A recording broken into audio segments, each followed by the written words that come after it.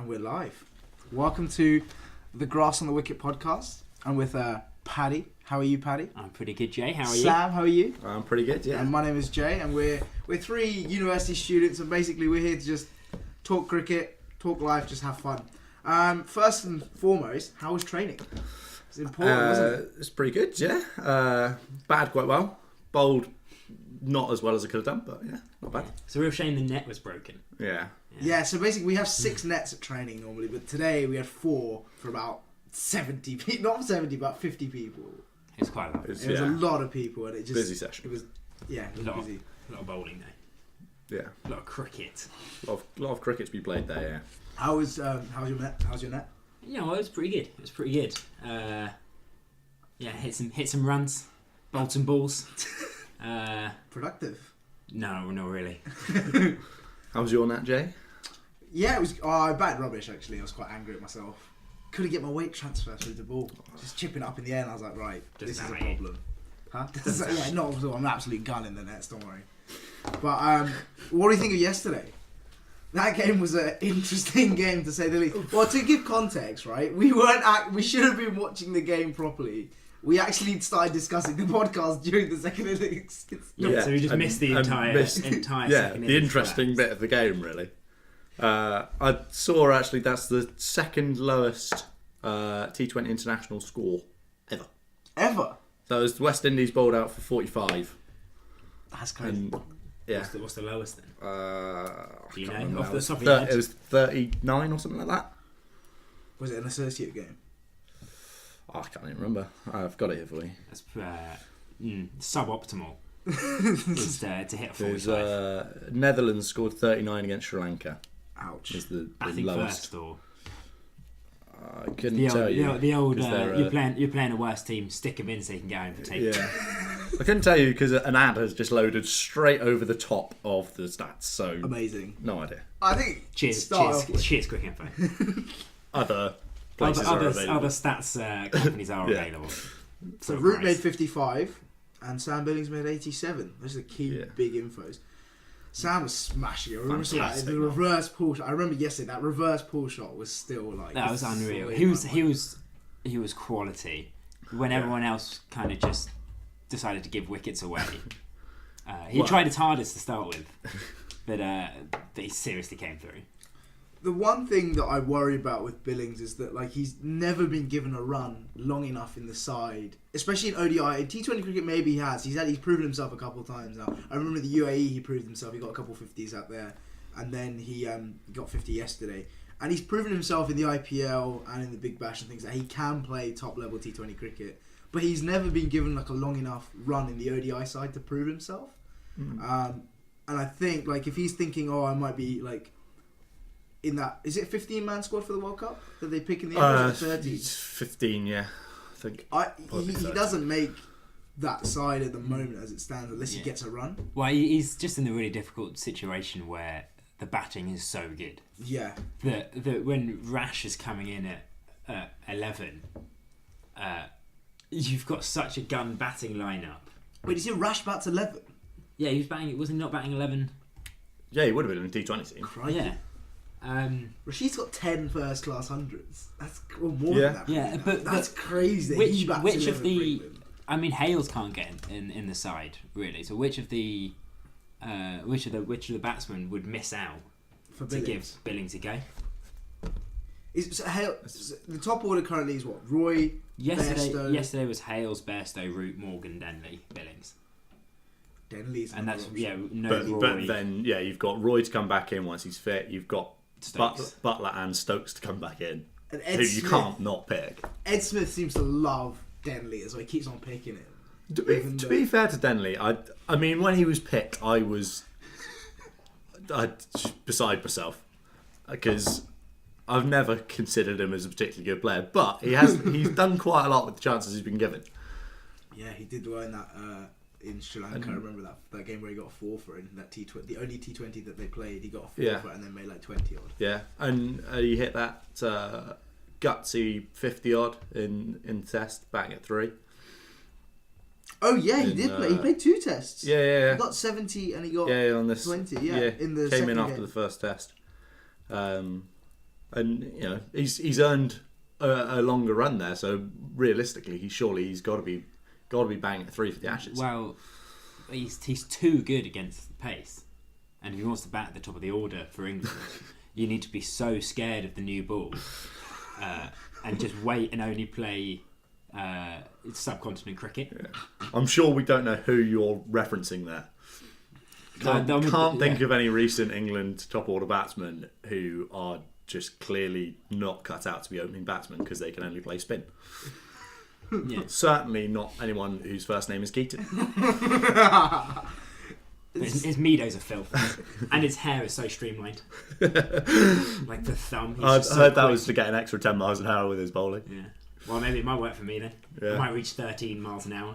Do you think that from the current England team that this World Cup, the squad doesn't need to change much for the World Cup? And how do you think the team should function in that sense? Like, do you think you want to play? So Butler currently bats 5, doesn't he? Well, it's Butler, Stokes Both 5 and floats. 6, and it kind of floats between them. Yeah, but Butler just comes in when there's when there's runs on the board. Yeah, and if you're looking to accelerate, you will end the game. And Basically, he's your trump card, because if you're in the ODI stuff and you're 150 for 1, you throw him in then just because he'll close out the game before it's even really started. Yeah, he's one of those batsmen who's so good at just reinforcing an advantage. If you're on top of the bowlers, he'll just come in and he will just destroy them. He can do it the other way around. Yeah, absolutely. Like over the summer when he ruined our stat. Yes, Being, yes. Only having quicker than a runnable hundreds. Yeah. Where he just shepherded the tail and won the game with his unbeaten 120 odd, I think it was. Yeah, and that was an absolutely fantastic knock. Which, to be fair, he'd shown in county cricket as a massive Somerset fan. I was aware of him from the moment he debuted for Somerset as an 18-year-old, I think.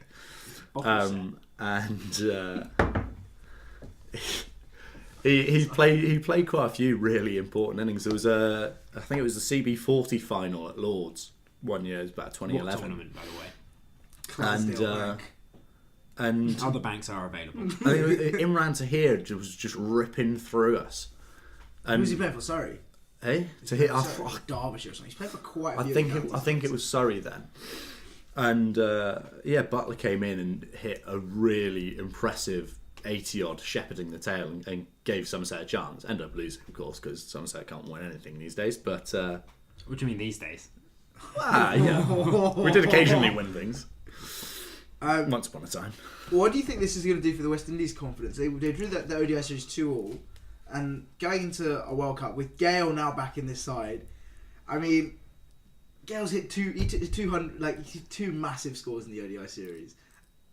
Do you think he's going to replicate that for the World Cup, or do you think he's going to just it'll just be you have no idea, it's binary, it's either or that's not? It's very similar to the Dhoni situation at the moment, where he's scoring some runs, but are the way he scores the runs actually beneficial to the side?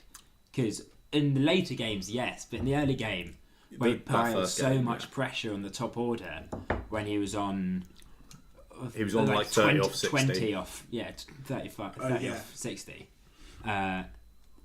He should just come in and bat like Joss does. I wouldn't open the innings with him. I'd bat him at 3 or 4 and just...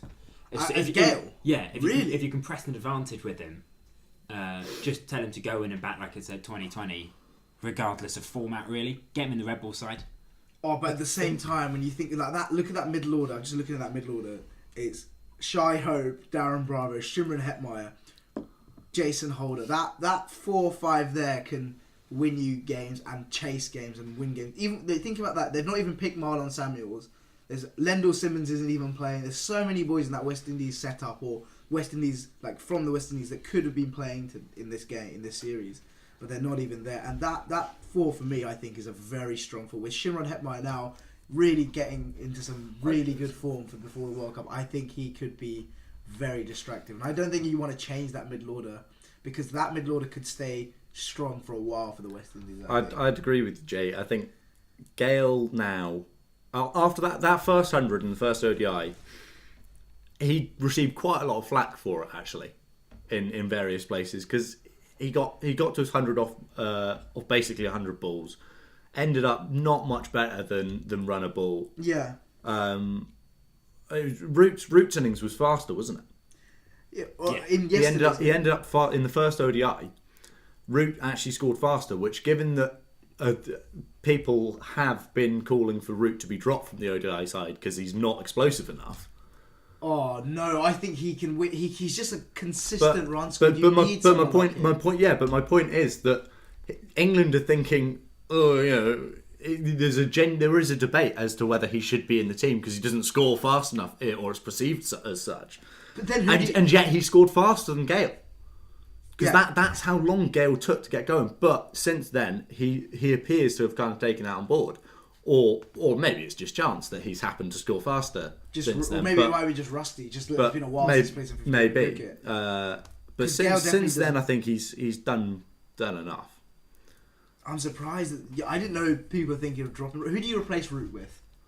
Well, you bring in that third opening batsman. Hales and Roy both play. Yeah. And Bairstow. We kind of touched on what the squad's going to kind of look like going into the World Cup for England. For me, the big question would be, do you want to try and shoehorn all three of those in? So Roy, Bairstow and Hales. Yeah. And the way I see it, you either have to drop Root, which it just shouldn't be on the cards really, or they do have 6 bowlers in that team, so you could drop a bowler. Who the current in the game in the ODIs team? So yeah, in the ODI team, they currently have been going with Wood, Plunkett. You've got Stokes, you've got Moe, you've got Rash, you've got Wokes. So you can drop one of them. It does mean Root's then your 6th bowler. Whether that's kind of a feasible strategy, I would think it. Personally, I think it is. I'd back him to give you 5 overs. For me, I would drop Moe, if I'm honest. I looked up some stats. So this winter in ODIs, Moe's played 10 ODIs, including one of them was washed out in the West Indies where there was a toss, so it technically counts. Bowled in 7 of them, took 4 wickets at 83 and gone at nearly 7 and over. He's batted 5 times, scored 60 runs at 15 at a strike rate of under 80. I can't remember. What's his justification for being in the team? Because it's not like he's a particularly good fielder either. Yeah, I was about to say his fielding's definitely improved, but it's not. It's nearly still, at the standard. You look at the Chris Jordans and of the. He's fighting to be the worst fielder in that team, and that's just because Stuart Broad isn't playing anymore. Well, that's one thing I wanted to touch on was Jordan played pretty well yesterday. Is there a case for him to be at the World Cup? Because he's proven he's got very good death bowling. His Yorkers are very good, and just the size of him, he's absolutely jacked. I mean, he's got a very good slow ball as well. I just think he's proven himself on numerous occasions. Whenever he plays for England, he seems to have done okay in the T20 side. Yeah, in T20s he's been fantastic. But it's been pointed out. So he's had some shocking ODI performances. There was one against New Zealand where he went for 90 odd. But I also saw it pointed out by someone the other day on Reddit that between Jordan and Willie, you essentially have a really good bowler because Willie can only bowl when the ball is new and swinging, and Jordan only seems to be able to bowl at the death. If you bowl him any earlier than that, he just for some reason goes, I don't know what I'm doing, and gets hit for runs. So if you kind of combine the two, you've got a brilliant bowler. Unfortunately, you can't play Willie for the first half of the innings and Jordan for the second half. That's a tricky one. I think. Is there the case that you could just play Jordan and let him bowl his 10 at the back end of the innings? Yeah, I think I'd back him to do that. I think it's not unreasonable. No, but that'd be interesting. Just playing a specialist death bowler that just bowls at the death, doesn't even bowl at the start of the game. Just literally wait until there's 15 overs to go, and then he just bowls 8 overs. Of course, Seamers wise, Jofra Archer now qualified. There's a big article today on a couple of days ago about Willie is not sure that he wants to allow Jofra Archer into but let's be honest, that's because that's going to severely impact Willie's chances of getting picked, doesn't it? That's another question. Does Willie get in that 15? Because you got that. We've just said that the 11 from the games that have been playing in the West Indies, you have to assume that out of that 11, at least 10 out of the 11 will be picked, regardless. Then you've got 4 to 5 spaces available. Like Willie's like not assured, so obviously he's going to be upset about that if Jofra is eligible. And Bayliss has specifically said on multiple press conferences, I'm interested in picking Jofra. Well, so Bayliss actually came out, said a couple of days ago that he's confirmed Jofra Archer will not be in the provisional squad. Which in a way gives Willie a chance to be in the provisional squad at least. But Jofra Archer will be playing the Pakistan series. And that's essentially his chance to get picked for the World Cup. Oh, it's going to be so fun to watch, just to see how he does. There's so much pressure on him. Because without even bowling a ball for England, there's a good cause for him to be in a World Cup side. And he's only played a handful of List A games as well. Almost all the cricket he's played has been T20 at professional level. Has he not played? He plays for Sussex, right? So he must play some first class stuff. He's played a little. Yeah, he's played a little bit first class, a little bit List A, but not a huge amount of either. Well, he's very young. He's only like 22. Yeah, he is something. absolutely. He's a very exciting prospect for England. I think. Only got 14 in all formats. List A matches. Yeah, and they're all. So, as I say, he's not bowled ball for England. He's only played 14 List A matches, and yet there's a huge amount of people who would have him in that ODI team. Yeah, good, for the World Cup. For such a good ODI side, the bowling is quite average. Well, my issue with it is that the way England play, it's based on their batting. They back themselves to make. If they bat first, but they don't bat first, they like to chase. I was looking at the stats the other day. Morgan always chase. 60-70% of the time when he wins a toss, he would chase. Back themselves to chase anything. But like the way that anything under 500 is in. Look at they chase 360 without breaking sweat. Well, the thing is, the whole ethos of the team is based on batting big. Score how many runs you want, and we'll score more. And they're not worried about. It's also like that team. There's no like mystery spinner. There's no one that does like a ridiculous amount with the ball. There's no like specialist bowlers like how when Bravo came back. I remember Bravo a few years ago at the IPL when he came back. He bowled all these ridiculous slow balls that used to everyone just didn't know what to do. Yeah, especially the. Well, I think the one exception to that comment would be Rashid. Yeah. Who is he's a very specialist T20 kind of bowler, and he's a fantastic T20 bowler, to be fair to him. Yeah, my worry is. I assume you mean Rashid Khan. No, I do mean Adil Rashid.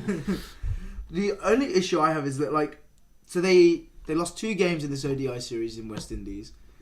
They blipped in Sri Lanka for 1 game.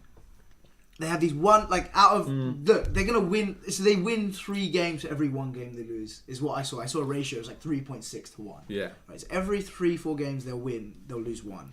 Now, if that's happening in a World Cup, that's you out of the World Cup. And I think yes. But then at the same time, all teams lose. But the thing is, the way that they lose is always in a similar fashion. They collapse massively. Well, yeah. Or they just don't get close. You look at the ODI series, and it was the 2 lowest scoring games that they lost.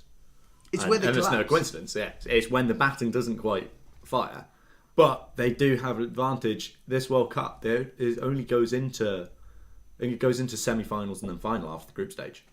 Oh. So they've got quite a long time to kind of lose to get that out of the way, and then they've got to win 2 knockouts. Statistically, they're just going to win the World Cup. And also, I'd be interested to see what that ratio you talked about is in England. Yeah, that's the other thing I was saying. It's on familiar pitches. They'll go to all the groundsmen and say, "Prepare us a road." Yeah, that's what England will win on. That's what I was going to say, because the pitches since 2015, after that, where that World Cup where they did not very well at all, horrendous. They were terrible. To be honest. I think just Morgan had just taken over, and they came back and they played New Zealand and Australia, and since then they've just had roads, and it's just baseball. And the boundaries come in 20 metres. Yeah. I mean, you essentially could just chip 1 for 6, and it's going to go miles past the boundary. Trent Bridge built a new stand to make the boundaries smaller. And Trent Bridge is already tiny. It's the Eden Park of. That's a joke, that boundary at Trent Bridge. Eden Park on the sides is as straight as tiny. Yeah, Eden Park. The whole thing's tiny. Yeah, but at least that's the whole thing. Trent Bridge is just Trent like Bridge one boundary that's like 15 yards, and the rest of them are reasonable. It's a tiny ground that still brings its boundaries in.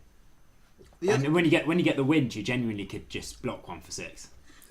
Just kind of, I've accidentally chipped that one in the air. Oh, it's flown.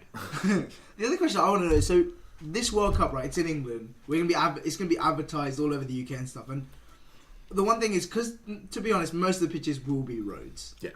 Assuming that they are roads, expecting. There's gonna be some big totals. And the question for me is, do we want to advertise this kind of just baseball style cricket where you just try and smack it as far as you can, and the bowlers are not even seeming to contest it, unless you have like mystery spinners or the ball spinning? I question whether it's good. Like, don't get me wrong, it's good cricket, but like, it's entertaining cricket. I wouldn't call it good cricket. It's definitely entertaining cricket. Yeah, it's not good cricket. It's good entertainment. Yeah. The ICC just doesn't like giving pitches poor ratings when there are lots of runs scored in them. Which I think one of the issues is that whenever there's an absolute road and the bowlers can't do anything, people see that as a good pitch, when it's actually a really bad pitch. Like, it means the game just is. It's just 400 plays 400 or 350 plays 300. Is it very entertaining? It's a testament to good groundsmanship, but it's not a good cricket wicket. Well, I think it's a tricky one, because I guess because I want to see teams get skittled. I just think it's so good when you watch a bowler just tear through a side. Like when Tim Southee did that to England in 2015, that Wellington game. At the Cake Tin, where he just got the ball to hoop early on and he just went through England. I think it's good to have some like that. To be honest, I don't have a problem with the roads that are generally prepared. I think we win more games. Well, yeah, certainly that doesn't hurt. But bowlers have to evolve, and bowlers are starting to evolve, and they're bringing, as batsmen have brought T20 skills into 50 over cricket, bowlers are now starting to do the same thing, and you're seeing bowlers who have been very successful in 20 over cricket now being very successful in 50 over cricket. So like Rashid Khan and people like that, or they're becoming a bit more similar to each other. And the thing is, like, world cricket spent so long trying to fix 50 over cricket, where it was just kind of, there was always that boring middle overs passage, and the way they've essentially found to get rid of it is just make roads, and then everyone can just smash it. And it is quite fun to watch someone charge in, bowl their heart out, and just watch it go over the trees. Yeah. And being on the receiving end of that quite a few times. It's very disheartening as a bowler, but it's nice to see that international players have it as well. I still remember one of my first instances of playing uni cricket was that training game last year where we were at Peffermill, yeah. And the dream. Dinesh. Oh God! Were you there for that? I was not there for that. I think I had an exam that day. Yeah, I was the captain instead of you that day. Yeah. And it was one of the biggest sixes I think I've ever been hit for. So, to give context, Dinesh is like a friend of ours, and he just launched Paddy over his head. Bullet straight. So it's a reasonably long boundary. It's not the longest in the world, but it's a sizable boundary. Then there's a hill and a train track, and then another fence. Yeah. And so it's probably, we're looking at sort of 90 odd metres at least just to clear that fence, and it cleared it without trying. Yeah, it was massive. I did get him out next ball. I felt like I had to bring up, but the damage was done, and I was getting laughed at, and I went home and cried. Oh, one thing I think like subcontinent players seem to have is they seem to have very good hand-eye coordination. Sometimes Dinesh have very good technique, but like just in general, what I've seen is like a lot of players from the subcontinent, like Tamim Iqbal, people like that. They're obviously they're like Sehwag, like they don't move their feet as much, but they have such good hands. It's crazy. And I think like Tamim proved that again in that game against New Zealand the other day in the Test match. He made 126 and he was just smashing it. Also, well, he was. I think he was 98 not out at lunch on the first day, and that he only didn't make the 100 before lunch because New Zealand managed to get him off strike for the last 2 overs. And they've probably got like a wicket or something. No? Tamim is one of my favourite cricketers to watch live ever, or just even on the TV. I remember I was at Lord's watching England Bangladesh Test, and I can't remember who was opening up with Tamim, but he was on 45 and Tamim was on 25. Yeah. My dad just leans over to me and goes, I bet you Tamim gets the 50 first. As in the next 2 overs, he just starts bombing falls. Starts to smash them everywhere and gets the 50 before the other opening bat scored another run. That's amazing. I think what's crazy about that test match that happened last Wednesday is Tamim got them off to a really good start. They only made 230. Yeah. No one else scored. Wagner cleaned them up with a 5-fer, and then Saudi was like bowling pretty well as well. The thing with Saudi, I don't know what's happened, but like from like when he made his debut, I think 2011 to 2014, he was hooping it miles. And then when it came to 2014, I don't know if New Zealand changed the ball they use or not. I have a feeling they did. I don't know if they changed the balls, but I know there's a lot of chat within kind of the pro circles. Different years batches respond very differently. So you get a batch one year that all hoop, and then next year's batch just don't move. Balls wise. Yeah. Okay, because like, but the last 2-3 years, this year he seems pretty good, but like a couple years, like 16 and 17, Trent Bolt was the leader of the New Zealand attack. He was the main wicket taker with Wagner. Wagner was like the enforcer. But Saudi, when you think of Saudi, made his debut a year or 2 years before Bolt did, and I would have expected Tim Saudi to be leading that attack. Well, he's now like being captain of the T20 side and things when Kane's not there, but I was just surprised that like the amount of swing he's got is less over the last few years, which is different. So you're saying that's because just I don't know whether that's the case here. Yeah, but I know that is very much a thing. Is different batches of balls, and to be fair, also different batches of balls will respond differently for different players. I'm sure Paddy's had it where some days someone else in your team or hoop a ball. Yeah. And you can't get it to move at all. Like, I've got this one. Oh, they're moving it left, right, and left. And again. that may be in the rock, and it's just pies. Yeah, that may be in club cricket, but it's the same in internationals. It's just slightly different technique. Yeah, the swing gets the scope for the error in the balls changes quite dramatically at our level. Yes. So you get one that's just an oval 1 week, and you get one that could be thrown to a test match player, and they'd be like, yeah, all right. Yeah. And then, but only if you're playing top of the league. Captain saved you the best nut. Okay, I would like to question in the New Zealand Bangladesh test. In that monstrous innings from New Zealand, where they scored how much? 715 for 6. Yeah. And the top 3 all made hundreds, and it's the first time New Zealand have ever made 700 in a test match. Yeah. But I just want to raise the fact Mahmudullah's bowling figures in that innings. Oh yeah. 1 over, 1 for 3. Why on earth did he not bowl again? Just take a blow there. Making the rest of the team look bad. But he's captain. And literally, look above him. If you look at the stat of the ESPN cricket, Mahedi, 49 overs, 2 for 246. Why on earth did Mahmudullah not bowl another over? Mahedi It was the shot, first though. wicket he took as well. 100% padding the stats. Yeah, maybe. Yeah. Just being like, look at this game. Got an econ of 3, didn't I? That's so good. And an average of 3, even better. Yeah. Alright. But econ's better than average. I would, that New Zealand innings. Class. Raval made his first 100. Yeah. Which I think was very important for him going into this series because Get he's a big not score. made. Yeah, so the thing is, when he came on the scene, he made a couple 50s and a couple 40s and stuff, and he looked really good. It looked like New Zealand had finally found someone that could stay with Tom Latham at least. Because like before that, they tried Guptill, they tried like Daniel Flynn, they tried like Peter Fulton in 2014. Yeah. Like how Peter Fulton had so many chances at the top of the order for New Zealand. But like they seem to have found a good top 3 now, or a top 4 rather, with Ross as well. That seem to be a very solid and reliable 4 that I think can win them a lot of games. They're currently number 2 in the world. Well, the point I was going to raise was I genuinely believe that New Zealand batting lineup is the best in the world at the minute in tests. Really? I genuinely believe that because you look at any other team and there's just a really obvious, England top 3 all pretty bang average, if even that.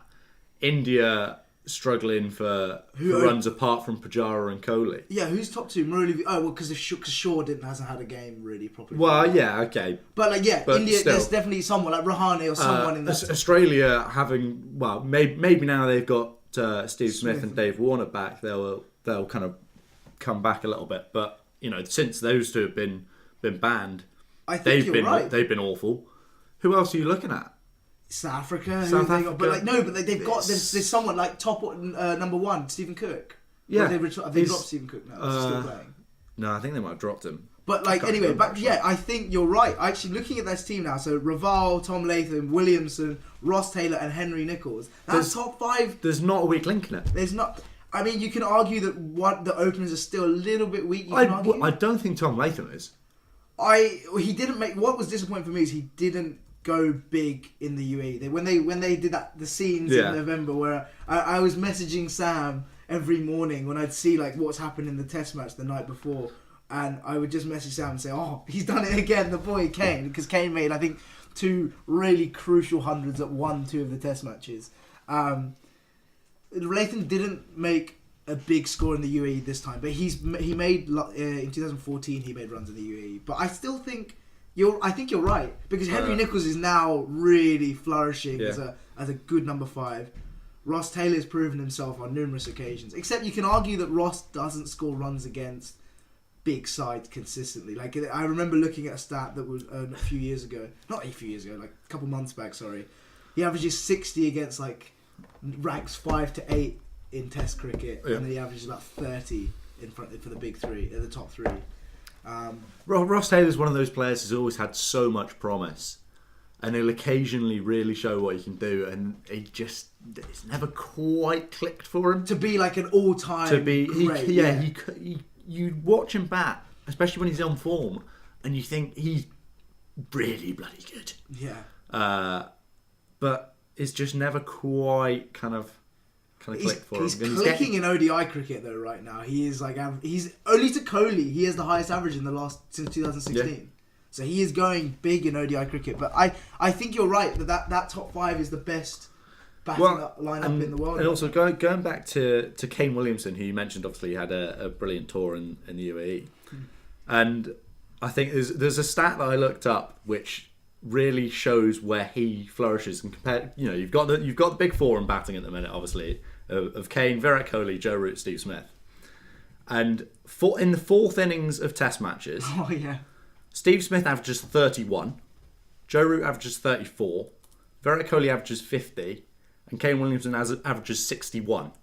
To put that in comparison, Don Bradman averaged 73 in the 4th innings of Test matches. That's crazy. Yeah, undisputably the best batsman of all time, statistically at least. And Kane's really not that far behind him in 4th innings. My worry is that I just think Kane, because he's captain in all 3 formats, right? I think he's because India rest Kohli, right? So they'll play like someone else will be captain. I don't know. I can't remember who it was recently when they rested. Oh, it was Rohit Sharma. Yeah. In the Asia Cup, they used Rohit Sharma instead of Kohli. But Kane, most of the time, is expected to play, and so. Yeah, it's a big workload on him. I think, definitely. And he's also IPL. I think because of what's happened with Warner, he's also IPL captain for Sunrisers. Yeah. And so again, that's more workload on him. I just think that does he not get tired? That's what happened to De Villiers, right? De Villiers still has, he probably still has 4,000 Test runs within him, but he's just like, no, I'm tired. Leave me alone. We'll start worrying when Kane starts losing his hair like De Villiers has. It's why everyone playing international cricket should have the Keaton Jennings haircut. Then you can't tell if their hairline's receding. Yeah. But we can all agree you should never have the Jimmy Anderson blonde hair. Oh, yeah, absolutely. Oh, what was that? Or the KP, like... The skunk. Oh. Or you see the frosted blue tips as well? Yeah, there was... Remember that? There was some awful trims in that England side. Oh, really? And actually all over the world, into 2005, 2007, those sort of awful trims. Andrew Simons. Oh. But I think, going back to South Africa and De Villiers, I think, what do you think of the South Africa-Sri Lanka series? That has been very good for Sri Lanka, I think. 2-0 in South Africa. First team, apart from Australia and England, to win a series in South Africa. And Steyn played, and Rabada played. Everyone was there. Their bowling lineup was one of the scariest. Yeah. I think their bowling lineup probably is the best bowling lineup. It's certainly the scariest. So the scariest. I just made a list, earlier, when I was thinking about the Kolpak signings, right? So Dwayne Olivier is just signed for Yorkshire, right? Just think of that potential. They have 7 bowlers that I made a list of that could currently all still be playing for South Africa. You've got Kagiso Rabada, Lungi Ngidi, Dale Steyn, Morne Morkel, Vernon Philander, Dwayne Olivier, and Kyle Abbott.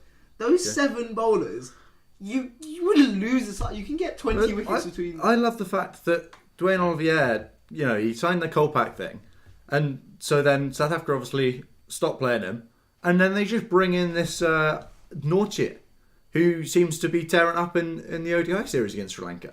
It's just like they lose one, and just another one comes in. That's what I was thinking. I was like, oh, surely. I was like, yeah, it's just reducing the talent pool within South Africa, but it just appears endless. They just at some point they've got to run out of quality seamers, but we've not reached that point yet. But then you think about South Africa for years have had so many good seamers. Sean Pollock, Alan Donald, Mackay and Tini, all these boys. So there must be something in South Africa that means that they are just better. I mean, certainly the pitches, the typical South African pitch has to help. Because in the same way that India and Bangladesh have been able to produce a lot of good spinners. Yeah. Because the pitches there generally turn. So it provides you that incentive, for one, to bowl spin in the subcontinent or to bowl pace in South Africa. And you get the same with bowling swing and seam in England and New Zealand. But you can still get quite a bit of movement in South Africa as well. There's still some swing there. Yeah, there's still enough. You're never going to get it the same as you would in April in England. But for sure. But there's enough swing in the air. I mean, I think we can all agree it doesn't really matter how quick you are. If you're straight up and down, you will get taken for runs. It's no good bowling 95 if it just is bullet straight, because international batsmen will hit that. So you've got to learn the skills to get it to move, but you get the advantage from bowling sort of 90 plus in South Africa that you don't maybe get to the same extent in England, because you may as well do a Darren Stevens and chuck it down at 70, 75 and just get it to move miles. Darren Stevens, what a man. I love that man. I've seen him play squash because I used to play squash in the same courts as where he played. And my friend my friend was pretty good. He beat it, but you can see from the pro athletes, you can just see that they have something different to what everyone else has in terms of their mentality. Even when they're playing squash, they're still competitive about it. Yeah, I think that's something that I think definitely it's one of the big sort of things to overcome if you're there's plenty of people that are good enough to play professional cricket probably in terms of their pure cricketing ability. At Paddy Keogh. But it's one of the big things is being able, just having that drive to actually really work hard enough to want it enough. Inevitably, you're going to have to step on some toes on your way to getting a pro contract, unless you are truly sort of once in a generation. So the people that make it are kind of self-selected to be the ones who are just really driven and competitive. So did you have a read of... they just released the European T20 League. Yeah. Did you read up much about it? I don't think Paddy and I have looked at it very much. I have to confess, I meant to look at it this morning and forgot to have another look. I did have too excited for the prospect of bowling bounce. Yeah, really was. Especially when I was shaping up against you. Last week you tried to hit the camera. You literally were like, "Oh, I'm trying to hit the camera." Yeah, for the listeners, last week at training, Jay was wearing a GoPro on his helmet and a bow tie. Because for clarification, it was the ball last Saturday, so I thought, wouldn't it be funny if I decided to turn up in a tux to Mez to training? And I can't remember who it was that told me they'd give me a £5 if I could manage. I think it was Terry, Jay's flatmate, told me he'd give me a £5 if I could hit the camera. So naturally, I tried to hit the camera as much as I could. Unfortunately, I missed it. I did, however, hit my flatmate in the head and broke his helmet. So the first ever broken helmet you've had? It is, yeah. Have you got the helmet still? Yeah, it's on our mantelpiece. Thinking about framing it in resin. Yeah, I do. Take it around with them everywhere. I'm definitely keeping it. Yeah, you go to an interview, or whatever you end up doing, and just be like, so I know my CV doesn't really have enough qualifications for the job, but if you look at this helmet I've brought, I did that Yeah, that was from that 22 yards away. That were me. Yeah, the European So teams. to get back on track, this European League is so it's going to be a T20 league between 6 franchises, 2 of them each based in Scotland, Ireland, and the Netherlands. Yeah. I don't know if they've released where they're going to be based yet. My in those assumption countries. is it would be Glasgow and Edinburgh, I would imagine. Oh, Glasgow. I was just thinking Grange. Just Edinburgh, I was going to think, maybe. But you Well, it's could, gonna be- there'd be there's two two, teams. so- Yeah, 2 teams. So it'll be Edinburgh is in Edinburgh, guaranteed. It'll be a Grange-based side. I'd imagine so. There'll be Glasgow will have a side, The thing is, now I think about it, could be up in Aberdeen. or it could just Could be based it at could Manfield up in just, Aberdeen. it could just be an extension of Knights and Yeah, Eastern they Knights. could just- and Eastern Western Knights, Yeah, it Western could well Warriors, be. yeah, that's what I Which, was for thinking. anyone who doesn't know, is the regional kind of representative cricket in Scotland. Oh, there's going to be at least 6 of the 11 have to be domestic players for each team. So you can have overseas players. That could be interesting. Yes, You get some very... So it's up to 5 in your team, and I think it's up to 7 in your squad, overseas players. Oh, interesting dates as well. 30th August, 22nd September. Yeah, late in the season. Very late. Well, I mean, this year as well, especially with so much cricket already going on. Yeah. With the Ashes, World Cup, Island Series, and then now this after that. That's a busy summer. That's a big summer for cricket in the UK and the British Isles. That's crazy. I think it's really good as well because the later it is in the year, because it's in September time. It really helps us as a uni team to go to new people that haven't really played cricket or watched cricket before. Go and watch a game. Yeah. Invite them down with the club and invite them down to watch one of the games against the Netherlands or against. Oh, that's such a good social idea. That's massive. Yeah. Oh, Yeah, I'm really looking forward to this. I assume Holland will be in Amstelveen. I don't think that's the main pitch that they use in Holland. I think they probably might use for both teams, probably based in I know Amstelveen. so little about cricket. Yeah, about Dutch cricket. I know so little about cricket already, but Dutch cricket's certainly low on the. Yeah.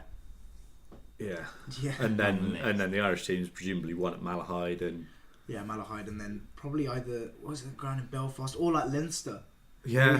When we played that was like quite a nice pitch. But I think it would be very good for a lot of. I think a lot of people that we know might be involved. I in think it by the yeah. sounds of it. I mean, we were discussing this the other day, and I think certainly there's good chance for domestic players to really get a go, and with so much international involvement, it'd be interesting to see how much money kind of gets thrown into it, yeah.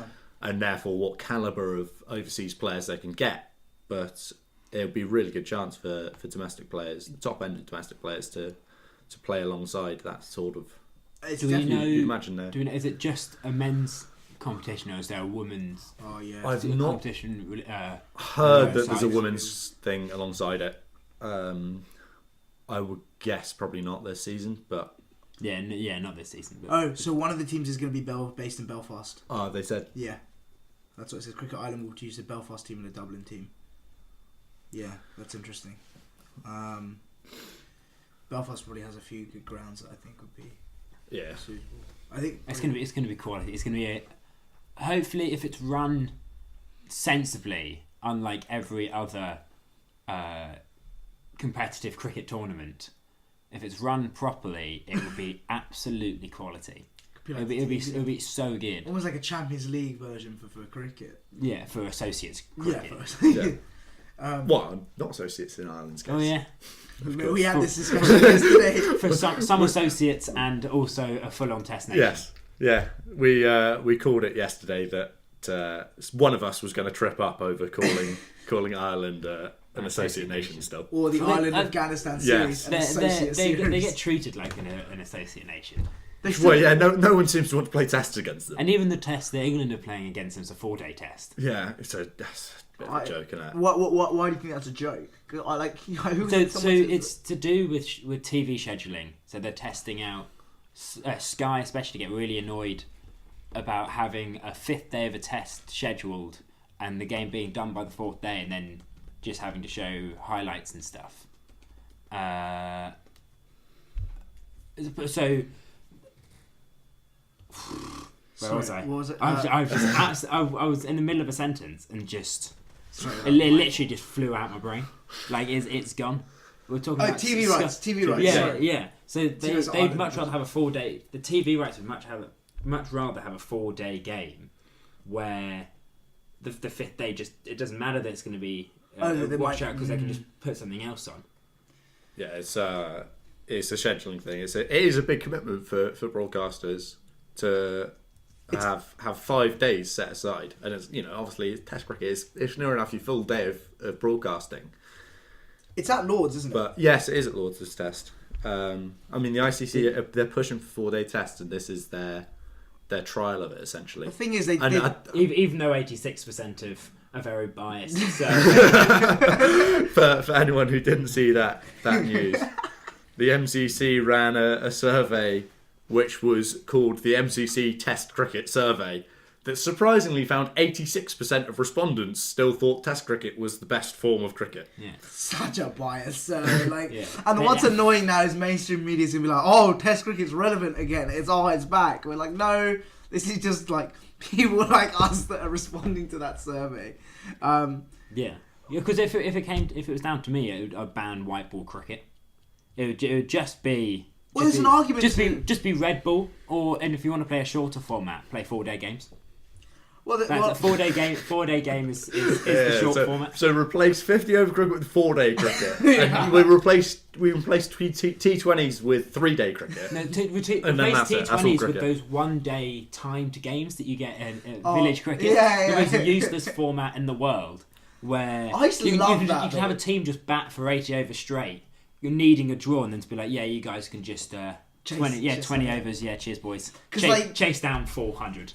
Like, no, it was normally like, what was it like? You start about, I think, 12. You could only bat till like 4:30 or something. And, Yeah, and like, then there's and 20 it's till overs. sundown So, or yeah, something. it's It's after 6:15. Yeah, it's like after a 20 time, overs or there's something, 20 yeah. overs left.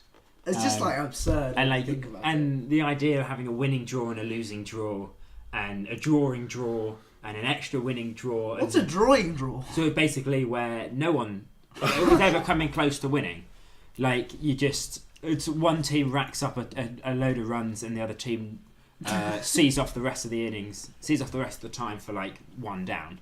Such a like. It was rubbish awful. cricket. It's awful. But no, at least I think certainly down south they're getting rid of the tying game in the league I was playing in. They had time. It was a timed ish. There were 100 overs in the day, and you kind of you could bat for as long or as little as you wanted. So One argument, that you could make about cricket. So obviously, most club cricket here is 50 over cricket, right? In Australia, they play a club game over 2 weekends, don't they? They play like 80 overs on one day and 80 overs on the next day. Yeah. Do you think that is why they're not obviously better, but they've in general they've bred some very good cricketers? Do you think that difference in the way the club league format works I think it certainly can't hurt. So there's a debate going on just now, which is what I was about to say. There was a bit of a sort of storm on Twitter about, I think it was a Wisden article that kicked it all off, suggesting that all club cricket should move to just being T20s. Wrong. And it was Wrong. really interesting No. how different. There were a lot of professional cricketers who were responding about it and talking about it, and what the different views they took were. So Harry Gurney was all behind it, and to be fair, Of course he was. But- Harry Gurney's just been picked up for yeah, 500k in the IPL. yeah, absolutely. You know, Harry Gurney, I've never really rated him, but if he has the best format, it's definitely T20s. Harry Gurney, if you're Don't know listening, about please that. don't hurt But- us. Does he have a best format? At least worst format. Yeah. Apparently, he's looking really good recently. I've not seen any of them recently, but he, to be fair to him, he did play club cricket until he was about 25, 26 before he got picked up by Notts. Oh wow. Oh, so there's still a chance. Or I'll email Somerset now and be like, look, I bowl really, really average meadows. I'm like Darren Stevens, but with just less With ability more hair, with and more less of a dad bod. Do you reckon you can fit me in the side? I know never know. Trigo's gone now, so I'll just take his spot. Trigo retired. Trigo's retired from No! first class cricket. Yeah, he's going to be playing some minor county stuff this season. He's going to be Devon. tearing it up for Devon in the minor county championship. Still playing white ball stuff for Somerset. Yeah, of course he's playing rugby. He was a very handy like all Unit, round. very Just, handy like- unit. Unit's the right word for him. Absolute unit. Big boy. Big not, boy. he's not a guy I'd want to have an argument with. He's Yeah. not a guy you go up to. If he's been cheating in a game, he's not a guy you go up to and go, "That's not on." Like he'll just step on you. Like he'll just like squish you. You won't exist anymore. Yeah, I tell you, if he hit you, you think you know about it. What? No, I don't think you will. I think you'd not. Maybe not. You disintegrate. Did he ever get? Is he English citizen? Or Yeah, British? yeah. Why Born- has he never been Super like, Lion, never near get- the Lions or anything? I was crazy to me that he played Stevens some, never some even stuff got anything. in the Lions, but just never. He didn't do that well for the Lions, but he didn't play that many games for them. Well, his big issue was he played for Somerset. Well, I think this is just like we should change the name of Grass Wicket to Somerset bashing. But it sounds like literally- Well, you know, it's slight Somerset bashing from two people that like Somerset quite a lot, but it's also an underlying really hard done by. Yeah. Like why can't Leach and Hildreth get in the test squad? I mean, if anyone wait, what's listens, happened to Leach? I just realised. Wait, why didn't he play? Because Moeen Ali's apparently better. yeah, apparently. But he did well in Sri Lanka. So I didn't hear anyone No, so- apart from Fraser, our flatmate, who thought that Moeen Ali was the better spinner in Sri Lanka, and yet for some reason, because Mo scored some runs 2 years ago, yeah, because he's not scored any since then, you've got to remember. he gets picked ahead of Leach. You have to remember that the Sri Lanka tour, it doesn't matter how well you played in that tour because no one stayed in the side if they played well, except for Keaton Jennings.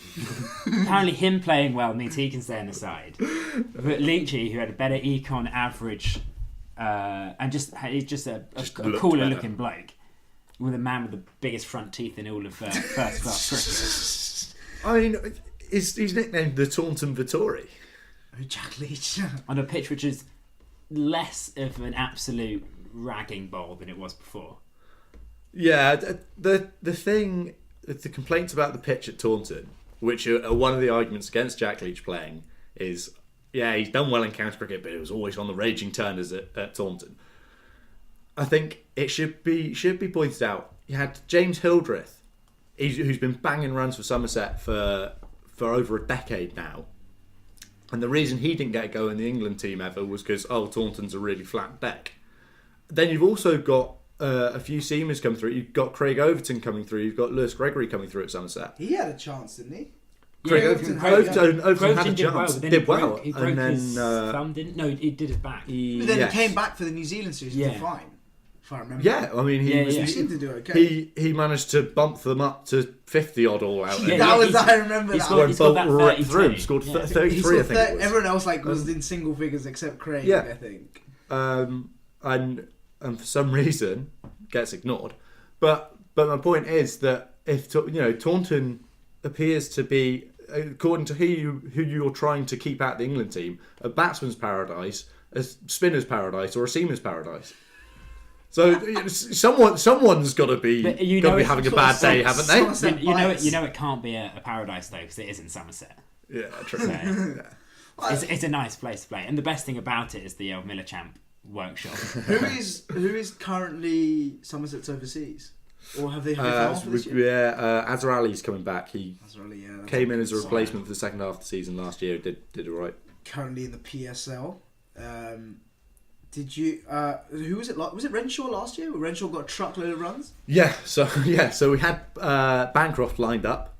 Oh, I think we all know what happened there. He doesn't get enough sugar. He doesn't have the sugar in his pocket. Okay, and he gets some odd skin complaints and has to sand it off. Yeah. So then instead of Bancroft, Somerset picked up a different Australian opening batsman in Matt Renshaw, who was quality. proceeded to hit a ridiculously quick ton, I think, in the opening game of the championship, where he he got off the mark, brought up his 50 and brought up his 100, all with sixes. He made the county championship just look easy. He looked fantastic. He looked like what Cook's gonna make the champ look like. And yet now he's not being picked for Australia. Well, yeah, that's what I was going to say. He just came back. He's just come back into first class cricket, and he made in his first game back, he made 138 not, and then 86. Bancroft. Yeah. And like he looks, and he got 50 in the game last week in the Sheffield Shield game against South Australia. I think.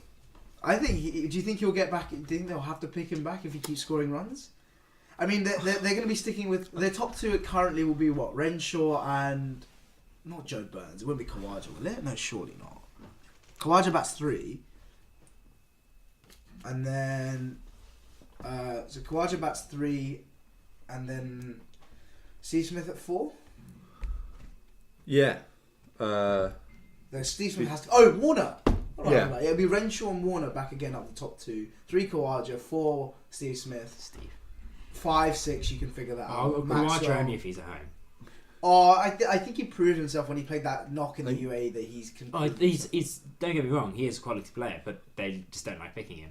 If he's away from home. I remember that series in India. He averaged 50 in the Australian summer. Then comes to India, doesn't get picked. They pick Sean Marsh, and I was just like, "Are you joking?" Well, to be fair, Sean Marsh is one of the greatest players of all time in India at sabotaging. Oh. Yeah. I was like, he's one of the greatest all-time players. It's for the opposition. Yeah.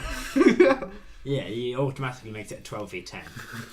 And they've been Stoinis is batting number 3 currently in the ODI side. Well, he's a cube, isn't he? He's just jacked. The Rock at 3. He is ginormous. He's a big boy, yeah. And he bowls like 85 as well, so he's decent cricketer. Not quite as good as Shane Warne likes to make out, I think. Yeah, but I think if anyone was listening to the Big Bash, inevitably they would have heard Shane Warne on commentary. Instead of talking about the cricket happening in front of him, going on about how Marcus Stoinis should be in the Test team. Every minute. Don't know how much Stoinis paid him to get that much endorsement, but I think Khawaja just has made a couple of runs in this ODI series as well, so I think there's valid argument for him to be at the top of the Australian order for the ODI side. I think it's tricky. I think, especially with Smith and Warner coming back into the side. They started playing Warner at number 3, didn't they, recently in ODI cricket?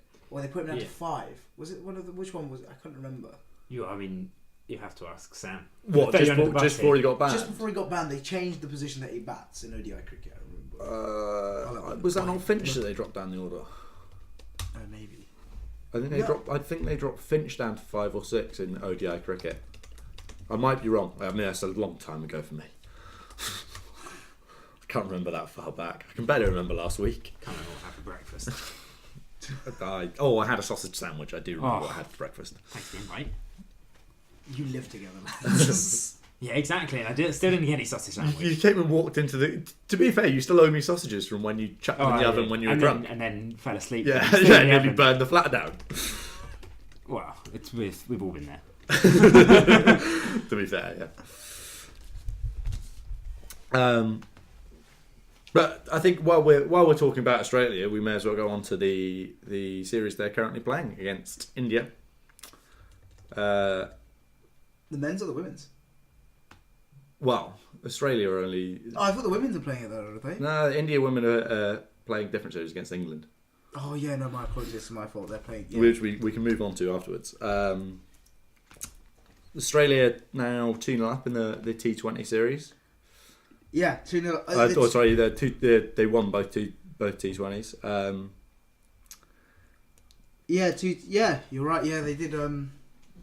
Who got runs in the second? Who got runs in the second T20? Maxwell. Yes. Maxwell huge. hit a fantasp 113, something like that. Yeah, 113 or 55. That's huge. Yeah. Why on earth does he not get picked? Doesn't train smart. In Test cricket? Doesn't train smart. Yeah. But what does that mean? He must have done something. Because... So the only thing I've heard that makes sense is that apparently he is a bit of a car crash. And that he's gambled away all the money that he's earned playing in T20 leagues. Apparently. Allegedly. Please don't sue. Please. Just in case you hear this, Maxi. I'm not the one spreading that rumour. We're big fans, Maxi. Yeah, we love you. But yeah, I mean, if that's your reasoning for not picking him, why are you picking him in limited overs stuff? Yeah, if you can manage him for white ball, why can't you manage him in a Test match? So I don't understand why they're not picking him. I think then, like, where would you put him in the Australian Test team at the moment? Would you put him in the middle order somewhere instead of one of the Marsh brothers or something? yes, definitely. Yeah. I guess that. But yeah, that makes sense. They're not lacking for seamers as well, so it's not like you need to bring one of the Marshes in to bowl some Dibby Dobblers. Eddie Mitch, like. But is there really much use to Mitch Marsh bowling? Well, you got Jai Richardson, you got Stark, you got Berendorf. There's so many options available.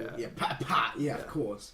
Yeah, as long as they can stay fit. Australia have a seam bowling kind of production line to rival South Africa's.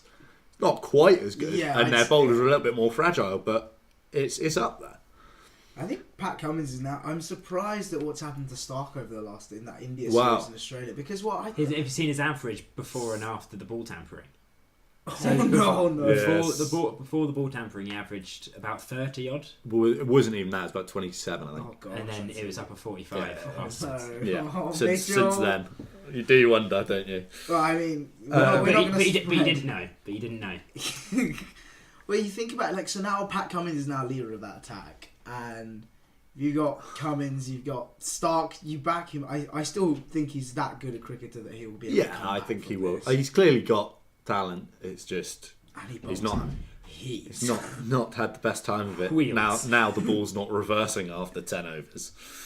And you got Jai Richardson's just come into that side. He played in the Sri Lanka series. He looked very good in Test cricket, and he's the first guy that I think they have that like kind of can not be like Jimmy Anderson, but I mean swing the ball like kind of the way that Jimmy does. Yeah, he's nowhere near on the level that Jimmy Anderson. But have that control and be able to like really swing it. Yeah. Compared to say someone like Stark who gets the ball to like reverse swing and it's more to do with his pace and like kind of hitting the deck hard, compared to with Jimmy who really kisses the surface and just gets the ball to just move off the pitch and just hoop.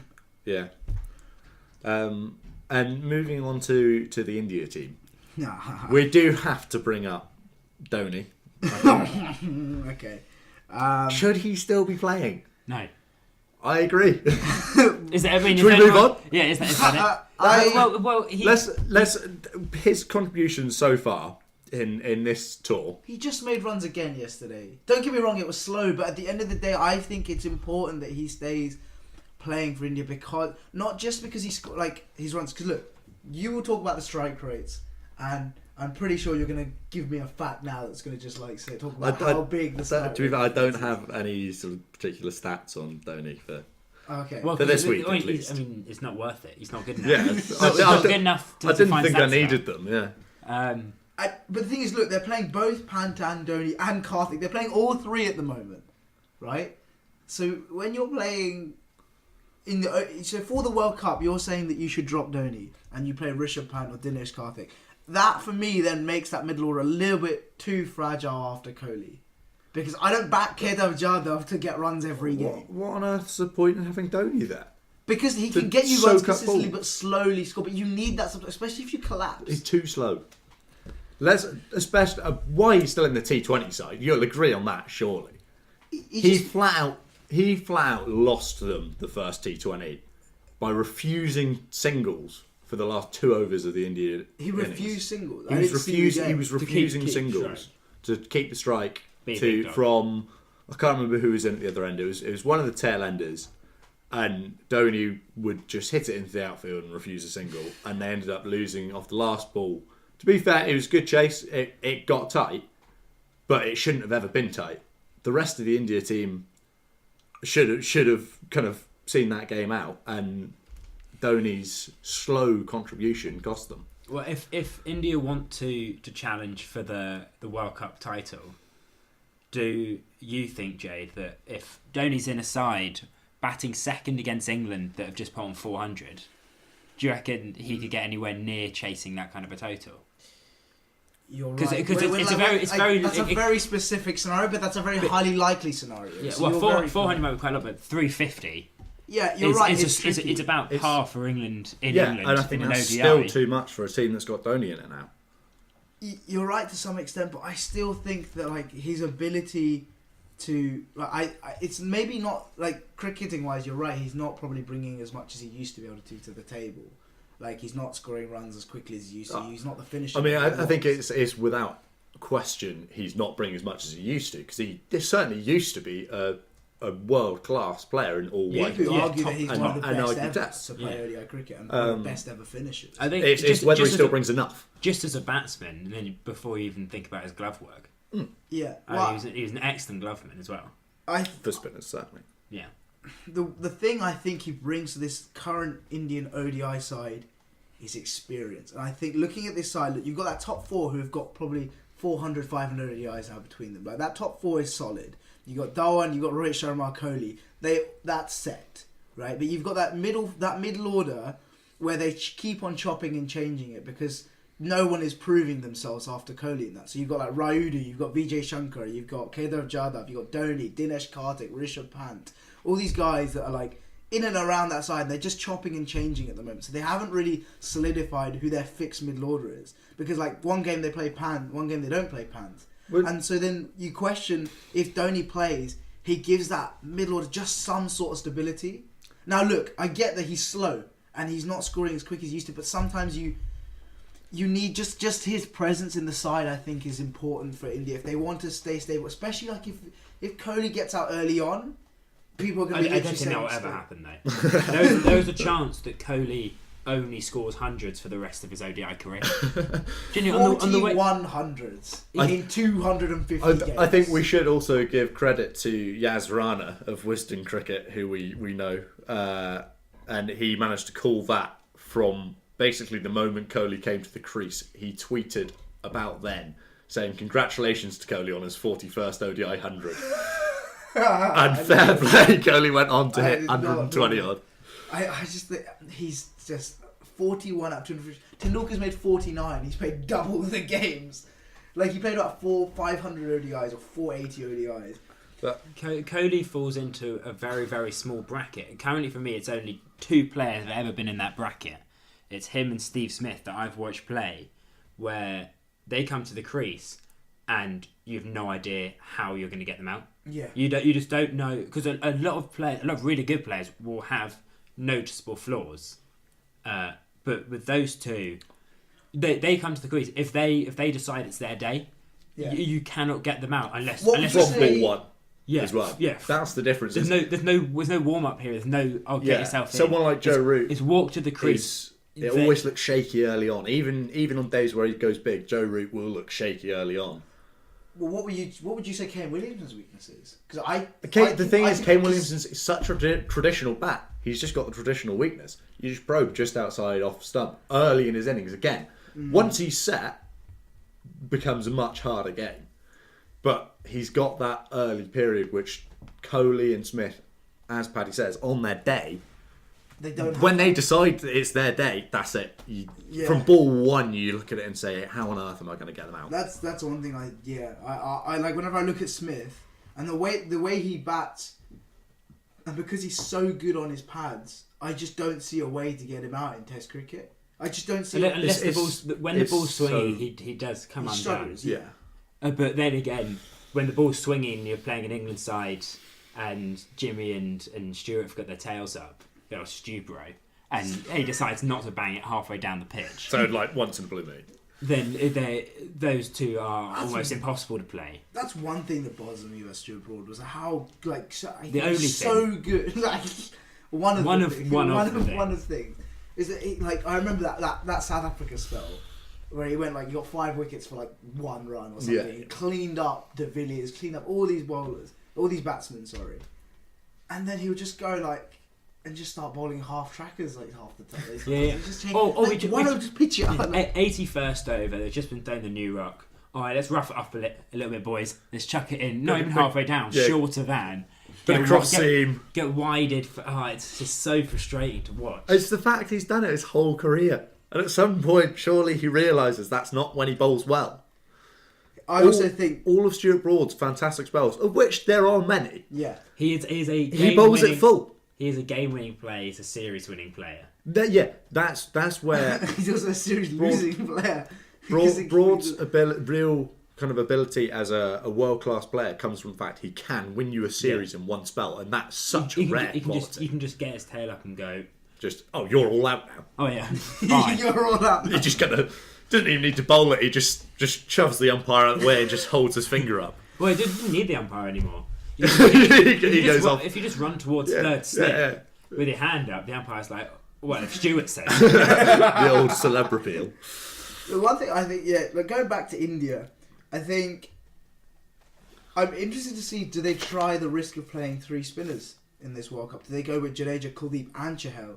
Because like I said, a lot of people don't like the fact that I like Kuldeep, because people think that Kuldeep has been found out now, but he's still getting wickets. Yeah. I think he also got wickets today in the last T20. Also, given that the favourites for the tournament are England, who are just useless against that kind of bowler, surely he's worth a pick. England just want someone to bowl it as quick as humanly possible in the slot. Yeah.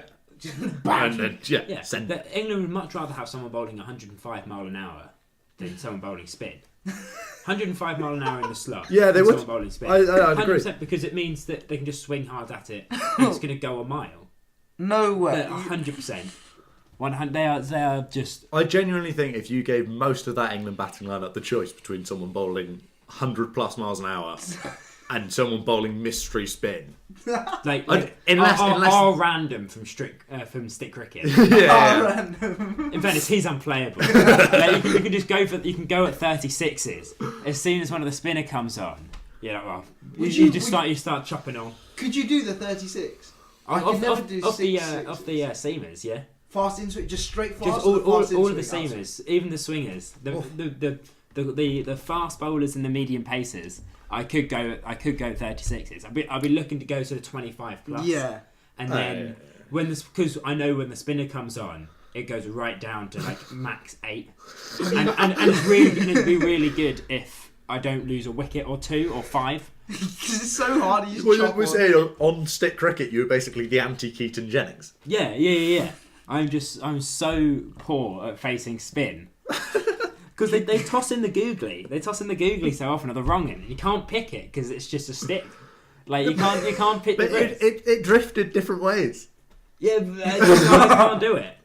And I'm like, and it always comes seam up, and I'm like, well, it's the arm ball then, isn't it? And then it spins. I'm like, but it's the arm ball. Like, how's that? Oh. Keaton, if you're listening, we're sorry. I'll be honest, I doubt he's listening. Yeah, that's what I say. He certainly would have switched off by this point. Where are you another podcast bashing me. We're backing ourselves quite highly. We really are, yeah. We're confident we've got Maxie and Keaton listening. To be fair, I wouldn't actually be that surprised if Maxie was listening. I kind of imagine it's the kind of thing he'd do. Just find really rogue, niche cricket things. I'd be like, oh yeah, I'll get involved in this.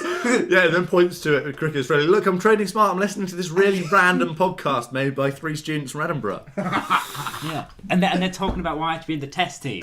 He kind of runs around playing it today. I just got this picture of a head of Maxie running around like a 6-year-old boy, really excited. Listen! They say I should be picked in the test team. Yeah, they said about the gambling, but that's not important. The test team, you can listen to them about that. While we're still in India, I think we should go on to the series that was briefly mentioned earlier, that the India-England Women's Series. Which England won. Just finished. Well, yeah, they won the T20. By one run. Finished last night, 1 run. And final over, Kate Cross comes on to bowl. They needed 2 to win. So that's a wicket or a wicket? Wicket 1. What a death over. What a final over That's amazing. That's more. Sorry, actually, couldn't have been 1 off. It must have been a dot last ball, I think. England women's team is a very strong. Do they have? No, they just had a World Cup this year, didn't they? So they won't be a World Cup. So the World Cup qualifiers are coming up. Right. Oh no! Right, we'll get onto this. Sam's been. This took way too long on Wikipedia and Cricket Info to work out what the hell is going on. To try and work out where. This is the qualifying structure for the next cycle of women's global events. Can we put a prediction first of what we think it will be? Yeah, you go for it. You won't get it right. I think it will be everyone plays each other once. So everyone plays each other once in one nation, and then that's it. How do you decide who's playing that? Just you ask. Okay. So do. Oh no. Okay. That I don't know. I've heard about how ridiculous this qualifying system is, but I know zero about it. Do you got a prediction, Jay, or are you going into this no idea, no theory? My guess. Where is it being hosted? That's the first question I have. So they just announced that actually. They announced it for the T20. Is going to be hosted. The T20 World Cup qualifier is going to be hosted in Scotland, actually. Oh yeah, I saw that. So we'll be there. I'm sure. That got announced a couple of days ago. I think. Yeah, my guess is that there's like 50 qualifying matches, like all of like world cricket, just conglomerated like Thailand or somewhere. But played in 2 over. So played in 2 innings. So it goes 30 overs, 20 overs, 20 overs, 30 overs. No, 30 overs, 30 overs. Then the other team bats for 25 overs. Then the first team comes back and bats and finishes their 50 overs with another 20, and then the last team bats their 25 overs. Just to clarify, I don't know what's going on now. To be honest, neither do I. Paddy was looking at me as he said that. I've got no idea what he said. He was just gesticulating at me. I think it's the new format to kick off, but played with a red ball. What's it called? The 30-25. 20-25. You're trying to remember what you set up. Yeah, I absolutely no idea. Max? So Jay kind of almost got close there, actually. Because I remember reading, seeing ICC had some stuff in. There are lots of games in Thailand. They did have lots of games in Thailand. So that was the Asia region qualifiers. See, I remembered something. Right? Which, so the host is Thailand won. I would also like to bring up, which I have told Paddy about. I follow all games that are on Cricket Info, basically. And I'll look at scorecards religiously. And in the game between, I think it was Hong Kong and Kuwait, Hong Kong bowler Marine Yousaf bowled 1 over, took figures of 3 for none, as they bowled out Kuwait for 24, I think it was. Was that? She bowled 1 over, which was a triple wicket maiden. And then, was it like the last 3, or? I think they polished them off in the next over. Okay, I was going to say, again, take a blow though. I think she was bowler number 5 or 6. You'd question why you weren't brought on earlier, wouldn't you?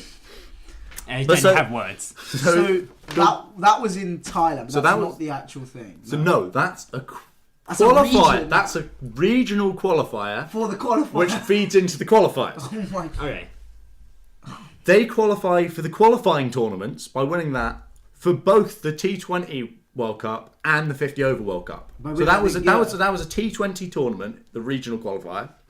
But it qualifies you. But it qualifies for the 50 over World Cup as well. That makes a lot of sense.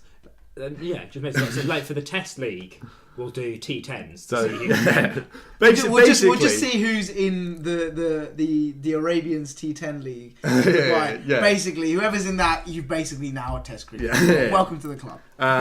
So obviously the ICC decided they couldn't afford to host 2 separate regional qualifying tournaments, presumably, and said, "Well, you're the women, so yeah." That's atrocious. That's so bad. But then it gets slightly more complicated. So all these regional qualifiers have different number of teams. So there's one of them which I think is unequal numbers in each. Yeah, okay. So one of them has 9 teams in it, which I think is the Southeast Asia and something else. Vietnam and Cambodia. So it's got loads of random teams in it. And then you've got the Americas qualifier, which has America, Canada, and that's it.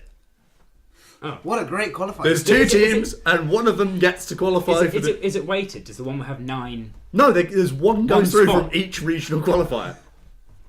That makes a lot of sense.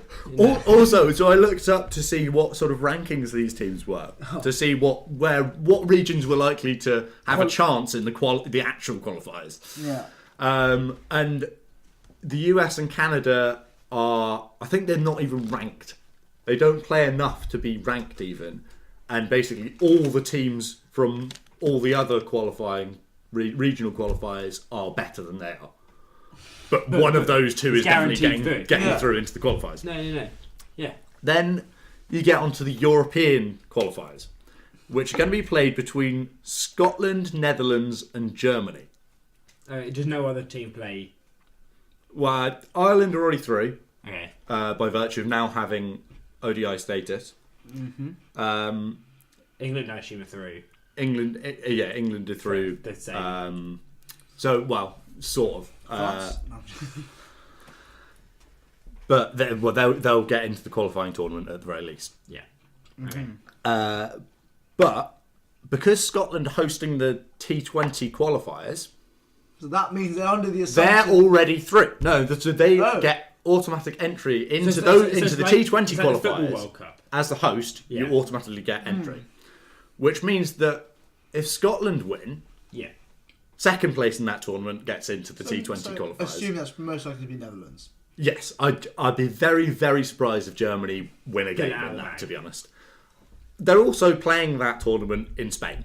For a laugh. At where? La Manga. Yeah, I assume it's that. I La Manga can't think because of another I don't know ground. if there's another cricket ground in Spain. That is like ICC level. I mean, I suppose it ensures neutrality. They could have played it in England, though.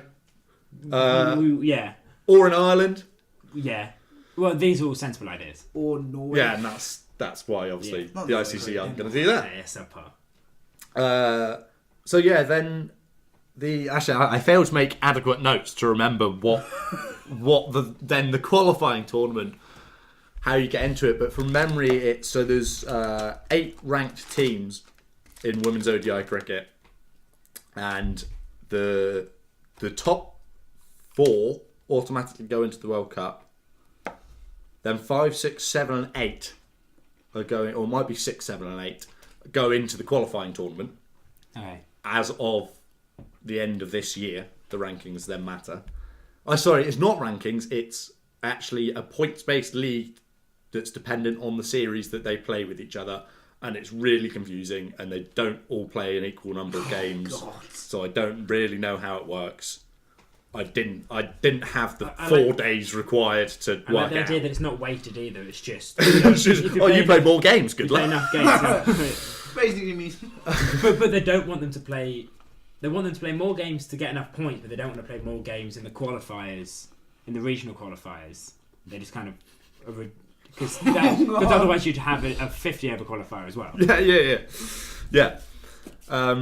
They just want the ODI teams to be playing loads of games, and everyone else can be damned. An ICC organised tournament, just wanting Yeah, I the know. bigger nations to play now. Not her. And Not then bitter. and then Bangladesh, I think it was Bangladesh and Ireland have got ODI status before this whole random tournament that doesn't make sense to determine who's going automatically and who needs to qualify.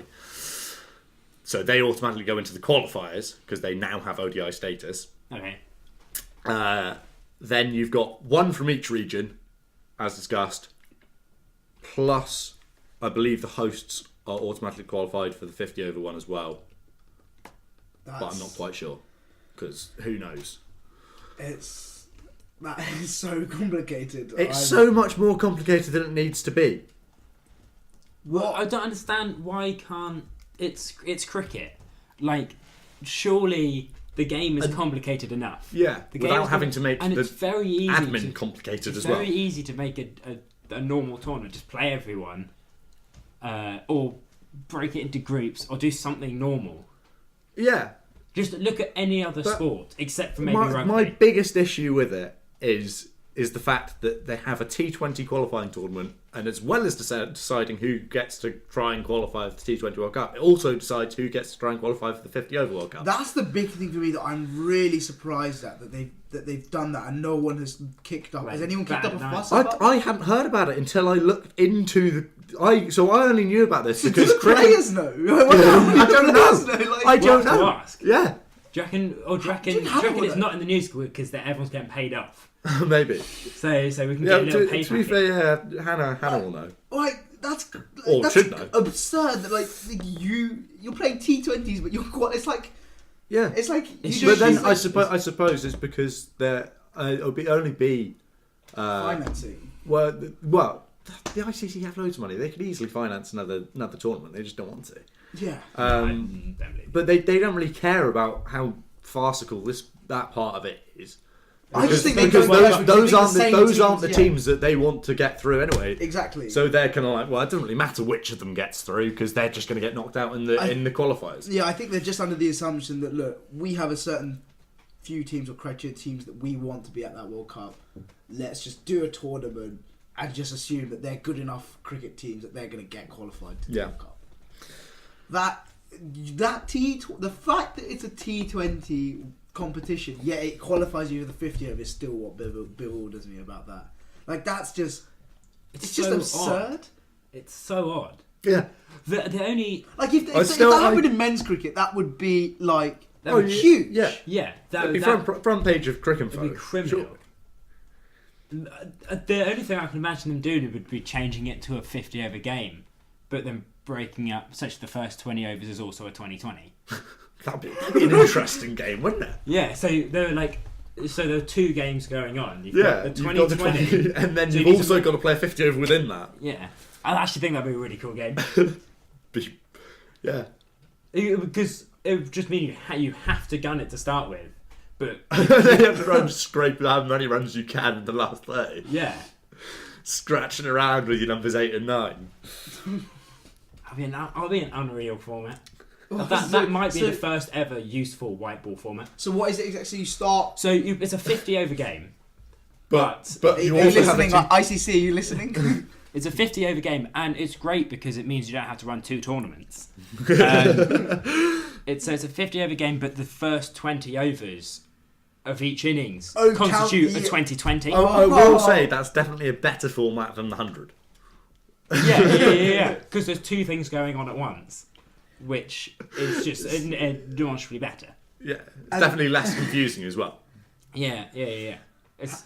Although to be fair, the 100, I'm still not quite sure what the rules are in it. So maybe it's not more complicated. Let's not get into the 100 today. Yeah, for a future ep. I'd rather not. Shall we move on to the top tips of the week for club cricketers?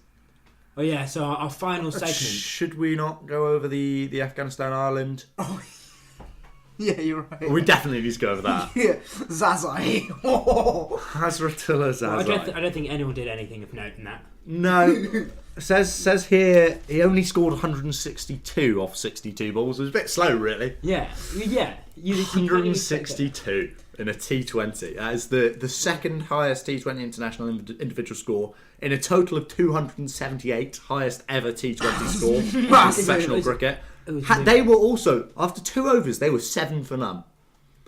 So they scored 271 in 18 overs. which would still have been a record in T20 cricket. They smashed the record in 18 overs. They've qualified, haven't they? They've actually got quite a good... Like they're now becoming like... So the way Afghanistan have always played their cricket is obviously... also known as Shahid Afridi. Yeah, and genuinely, when you go and watch like cricket, like if you watch like street cricket in Pakistan or Afghanistan, just the way that they play the game, they are literally trying to hit the ball as hard as they can, bowl as fast as they can, and just try and like kill you.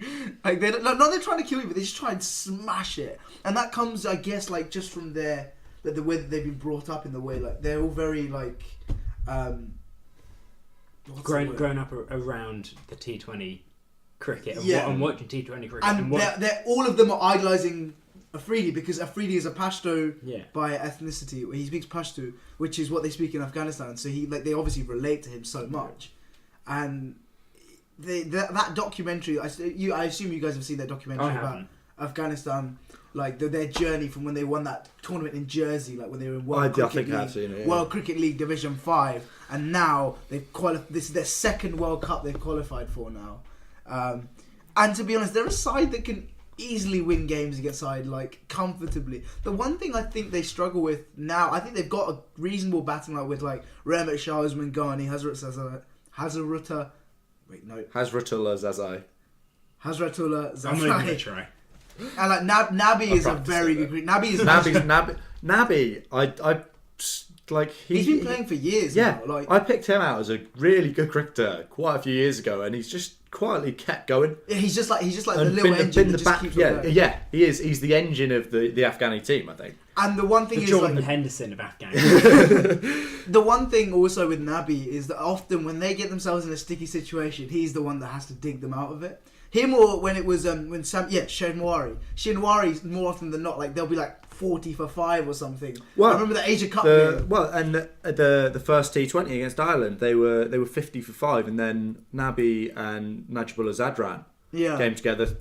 They were chasing sort of 130 odd. Did it without any more wickets falling. And so like I think that middle order and that top order is pretty strong for like it's the strongest they've ever been, like in terms of consistency and things, I think. And you've got Rashid and Mujib as your 2 spinners. I mean, you don't need and then you've got Zaire Khan as well, the left arm leggy. Left arm, who's also like, he's like 18, 19, he's young. Well, I mean, I'm going to say out now, I'm going to say it, they're not 18 or 19, they're about 24, 25. They just look old. No, they don't, they 100% have fake birth certificates. Rashid Khan grew up in a refugee camp, of course he looks old. No, I think he's had a stressful life. He's my age. No way is he my age. He looks so much older than me. But anyway, I think the one thing they worry that they might struggle with is a good couple seam bowlers. I mean, they've got I don't know if Zadran is still around. Zadran, yeah, he came back in. He's been injured for a while, I think, but he came back in during this ODI series. I mean, he was last World Cup. He was hitting 90s, wasn't he? He was quick Wheels. Big wheels. But it's whether they quite have the nous with the seam bowling, maybe, which is required a lot more obviously than it used to be. Especially in baseball. Yeah. Sorry. Baseball, aka 50 over cricket. Yeah. Should go back whilst talking about this T20 series. Make sure we mention the fact Rashid Khan took 4 and 4 as well in the third match. But he's unbelievable. I know that's not a brand new opinion. It's not kind of it's not the most controversial statement. Yeah. It's not hot off the press. But to have so many statistics about him now, because when you're a new spinner, it's quite easy to deceive batsmen because no one knows what you're doing. Yeah. But he's been top of the world for a while now. For a year. People know what he's doing. Yeah, there's so much footage of him now. Even then, no one has had a clue how to bat against him. No one has a clue. Yeah. We say that, but I can't really say for his first class stuff because he's played like 3 first class games. He's not games, played a huge amount. And he's played 1 test match, so like you can't say that in first class cricket yet whether he's like proven himself. Yeah, but it'll be interesting to see. At the same time, in ODI cricket and T20, any white ball cricket, he is just on another level. He probably is the best in the world. I'd say so. He makes the game look so easy. You kind of just like he jogs in, he turns the arm over, he gets the ball down at a fair lick for a fizzes as well for a spin. Yeah, he's sort of like 60 miles an hour and still rips it. He's quality. He's unbelievable. And I would quite like to actually not see him play test matches. Just so you can see how well it becomes in ODI. Because I think it's Sam will agree with me with this about spinners being you're either a white ball spinner or a red ball spinner because the skills required to do one or the other are wildly different. Actually, I'm trying to think, is there anyone that's been extremely successful at can bridge the gap? Recently, not a lot. Yeah. Even go back, someone like Warren, fair enough. He was very good in white ball cricket. Actually, but he wasn't the same level he was in Test cricket. The only player I can think of is Adil Rashid. I mean, talking about that, spinners being restricted to one format. I think in this series, George Dockrell, who looked very promising for a while, long time. Obviously, again going back to Somerset, he played for Somerset, took a couple of sixers in the Championship early doors one year. And just never really kicked on with Red Bull, but he's really a backbone of that Irish bowling lineup now.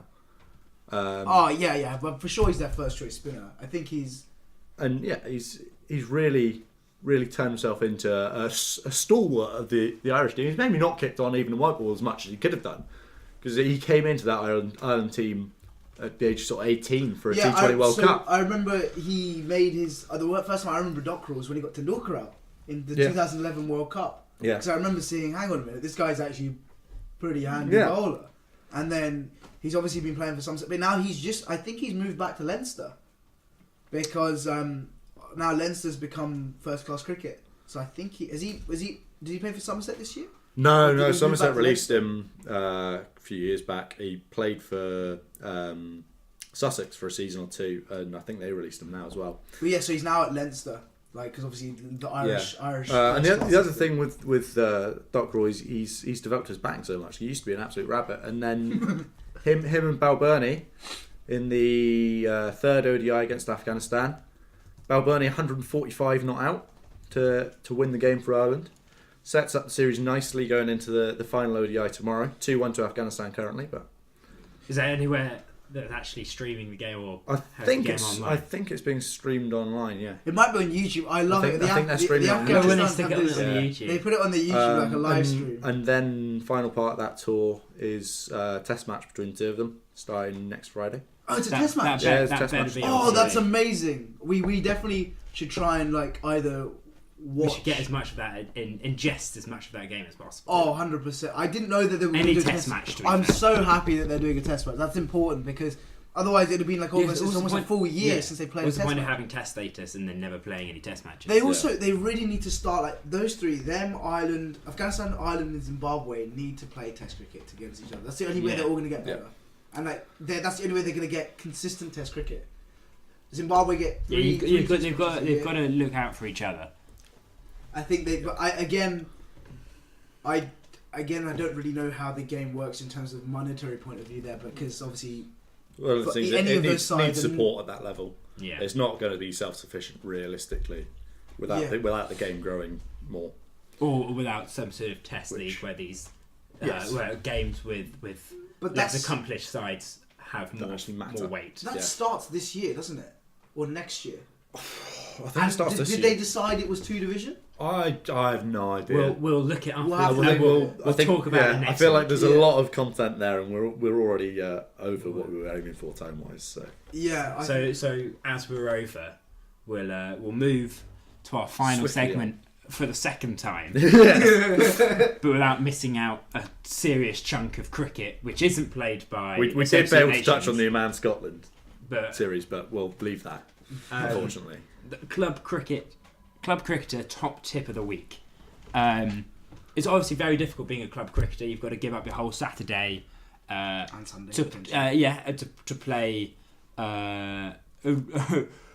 really awful cricket. Like the standard could be any standard, but it's always very village. And so we're trying to find ways to maximise your output as a player to get the most out of your day. Yeah. And our first top tip, numero uno, is bring a good tea. Yeah, it's crucial. Absolutely. Hands down, it's crucial. Well, do you bring? It depends if you're bringing the tea, or if you're lucky enough you're playing on an away day. Yeah, and How important is that Oh, tea? that's it. You're always excited to go away to clubs where you places know that do are good good teas. Hands down. that I have before.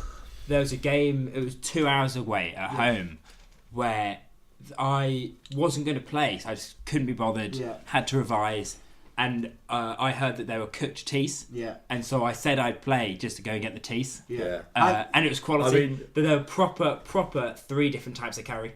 Curry. Yeah, Wow. That's fantastic. unreal. You get your own Naam restaurant out of the I oven. think up there for the best teas I've ever had were the cup game that Paddy and I played up in Forres, which for those of you who don't know is up by Inverness. It was about 3.5 hour drive each way. Yeah, with 5 of us packed into a tiny car. Not a big with car. cricket bags. It was All the way a up. squeeze all the way up there to a ground where Don Bradman played a couple of games actually. Both of us averaged more than Bradman at that ground.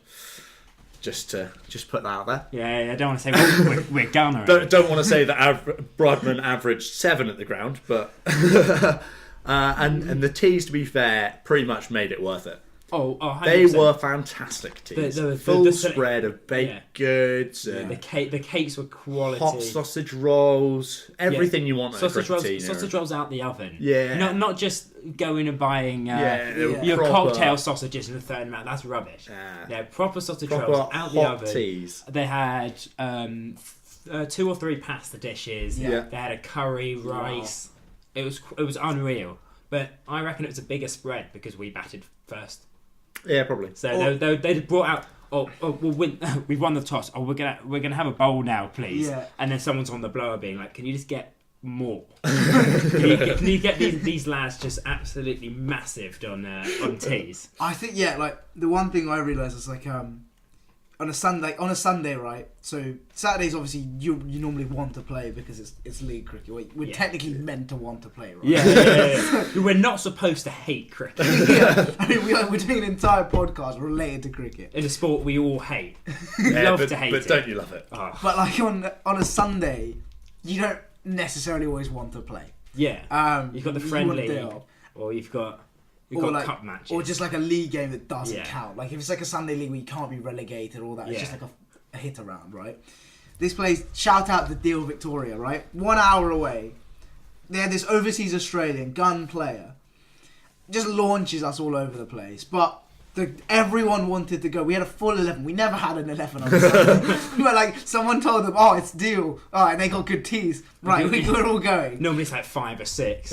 Yeah, And you're lucky if like, you rope in some of the other teams. yeah, and then so we rock up. Their Australian overseas like pumps us. He gets like 140.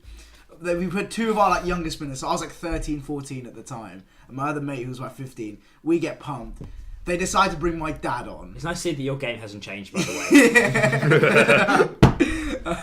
way. They bring my dad on. Dad gets pumped for 2 sixes. He says, "All right, I'm going to change the line." Goes from left arm round to left arm over and cleans him up. And my dad just went absolutely berserk.